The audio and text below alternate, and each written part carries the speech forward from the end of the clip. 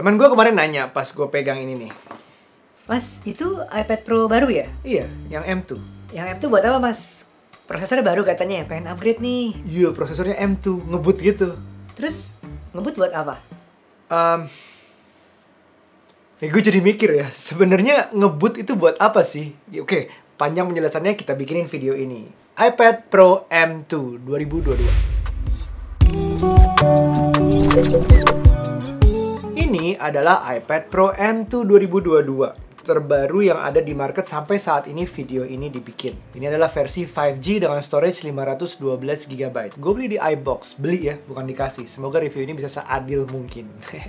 Prosesor M2 adalah prosesor tercepat yang ada dalam sebuah tablet. Ya, bahkan mengalahkan banyak laptop di luar sana. Bahkan lebih cepat dari MacBook Air 2021 punya istri gue. M2 bisa 15,8 triliun operations dalam per detiknya. Ngitungnya aja gue nggak tahu gimana. Tapi kita omongin seberapa cepet yuk, coba ya. Jadi gue kemarin jalan-jalan nih sama istri gue weekend ke Singapura, annual day trip yang tertunda ceritanya. Gue video-videoin perjalanan itu yang gue tangkep pakai iPhone 14 Pro ya. Dan begitu ada koneksi langsung naik ke iCloud dan ada di iPad Pro-nya. Seamless lah, you know, Apple ecosystem. Nah, gue ngedit lewat iPad Pro M2 ini sepenuhnya pakai aplikasi DaVinci Resolve yang juga gratis, oke? Nah, perlu diketahui dulu adalah file yang gue rekam ini auto aja, 1080p, 30 frame per second. Dan standarnya iPhone lah ya. Iya, gue tahu iPhone bisa 4K and 60 frame per second, tapi gue mau jalanin yang auto aja, yang dipakai kebanyakan orang, yaitu auto mode. Ngeditnya cepet banget. Dalam DaVinci pun ada opsi yang namanya proxy ya. Kita bisa bekerja dalam proxy. Jadi bisa tanpa proxy atau dengan proxy atau kamera original. Dengan proxy artinya bisa lebih cepat. Sama kalau kita pakai Premiere di komputer itu ada juga versi proxy-nya. Dan setelah gue coba full semuanya ngedit menggunakan iPad Pro ini, durasi sekitar 40-an detik, edit tipis-tipis, cuma cut-to-cut, resolusi 1080p, 30 frames per second, tanpa color grading, itu dirender dalam waktu 7 detik. Kalau kita coba pakai color grading tipis-tipis di editan yang sama dengan color grading di atasnya, selesai dalam waktu, iya sama, 7 detik. Challenge-nya justru di kita sebenarnya. Seberapa terbiasa kita dalam menggunakan iPad. Bahkan itu yang bisa bikin kita lambat atau cepatnya.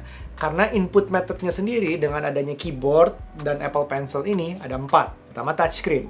Kita langsung bisa menuju tempat yang kita mau, tunjuk-tunjuk. Tapi dengan resiko tangannya gantung, lama-lama capek, dan jari yang besar akan susah presisinya.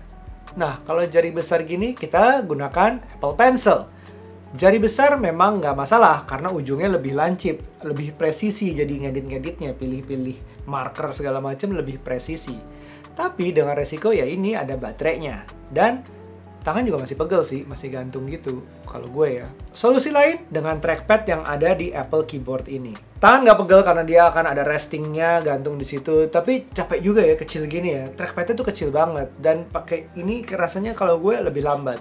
Mungkin cocok untuk Gen Z zaman sekarang banyak banget kerja dengan trackpad. Pilihan gue pakai mouse sebenarnya, connect lewat Bluetooth. Cocok untuk milenial kayak gue di zaman-zaman agak tua gitu. Tapi dia juga tetap ada baterainya. Dan ada extra device untuk dibawa-bawa. Ribet kan? Sedikit less mobile, sedikit bulky untuk tempatnya. Tergantung apapun mouse yang lo pilih, tapi tetap ada extra elemennya. Kecepatan kita kerja tuh lebih ngaruh di sini, di pilihan input method kita. Karena kalau mau ngomongin performa prosesornya itu sendiri, emang udah cepet banget untuk kita yang mobile editor sih. Mau pakai aplikasi apapun, itu udah cepet banget. Direkam dengan menggunakan smartphone apapun, gue jamin aman. Smartphone ya, karena kalau kalian rekam dengan Red Weapon 8K atau apa udah 16K sekarang, dan seolah-olah gue tuh MKBHD harus kayak gitu, dan agak ribet ya memang ya. Bisa, mungkin bisa, tapi nggak akan maksimal. Kenapa? Ya pertama, file size-nya tuh gila banget. Detailnya tuh banyak banget, resolusinya tinggi banget, dan kita perlu kerja biasanya dengan SSD portable yang lebih besar daripada 512 GB gue ini, oke? Dan dia biar stand alone gitu loh, storage-nya, kerjanya lewat situ aja. Itu udah pasti dan kerjanya juga lebih berat. So, editor for smartphone camera it is, itu menurut gue. Terus selain untuk editing video, prosesor cepat ini buat apa lagi?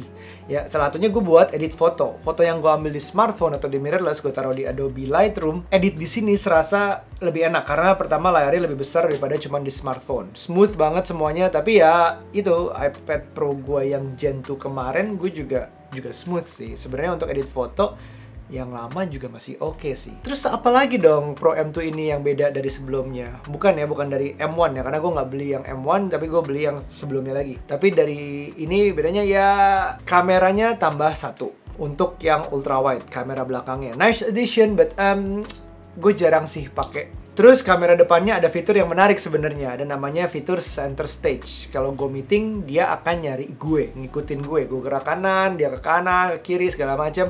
Ya itu teknologi yang sama dengan gue pernah review Jabra kamera kemarin. Oke, cek videonya di link ini.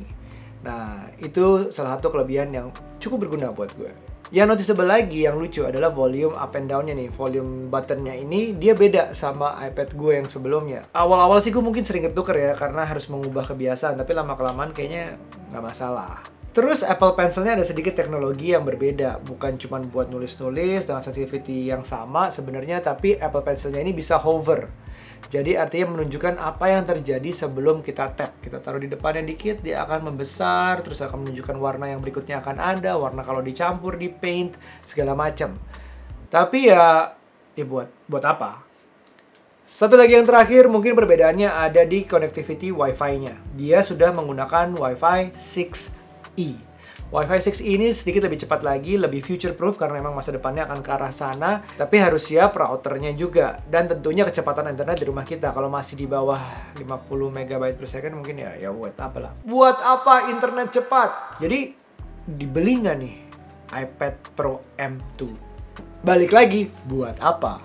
Kata pro ini menunjukkan kalau bertujuan dipakai oleh seorang profesional. Tapi profesional apa persisnya? Profesional apa yang nggak cukup pakai iPad Pro yang lama atau yang M1 deh? Soalnya kenapa? Karena secara cost ini harganya di iBox mulai dari 14.999.000, itu aja dengan spesifikasi yang terendah. Spek terendah tuh ya udah 11 inci, terus dia juga Wi-Fi only dan storage-nya juga paling kecil. Nah, untuk spek yang tertinggi yang ada di iBox itu harganya sekitar 43.999.000. Dia dengan 2 TB, Wi-Fi only dan 12,9 inci. Wow, 44 juta. Gini, kalau menurut gue, alasan yang beli akan ke arah seperti, well, gue mau spek yang terbaik aja. Atau, ya udahlah tanggung sekalian aja yang paling baru. Atau, sekalian beli yang baru biar nggak usah beli lagi beberapa tahun ke depan. Atau, habisin budget, ada nih. Nanti kalau nggak dihabisin, budget kita tahun depan turun. Jadi maksud gue, alasan pembeliannya nggak akan 100% masuk logika menurut gue. Kayak gue, sekalian beli yang mahal karena waktu itu diajak kerja sama iBox dan sekalian buat konten. Ada kan alasan-alasan nggak logisnya? Alasan gue dan contoh-contoh alasan lain yang tadi memang mungkin nggak masuk akal di kebanyakan orang. Tapi alasan itu ada orang gitu banyak. Apalagi yang beralasan sultan, tapi nggak enak mau ngomong alasan sebenarnya. Gue banyak duit. So, saran gue buat lo yang ada duitnya dan duitnya tuh ada banget dan berlebih bahkan dan nggak perlu, sebenarnya nggak perlu lagi cari alasan logis untuk beli. Karena kalau dari level duit nggak ada masalah, alasan beli pasti akan lebih ke emotional reason, nggak logis. Nggak apa-apa itu juga. Correct me if I'm wrong ya. So silahkan balas di kolom komentar kalau ada alasan lain yang lebih cocok. Jadi beli apa nggak? Nah, kalian masuk ke yang mana? Sampai ketemu di video berikutnya. Bye now. Be nice.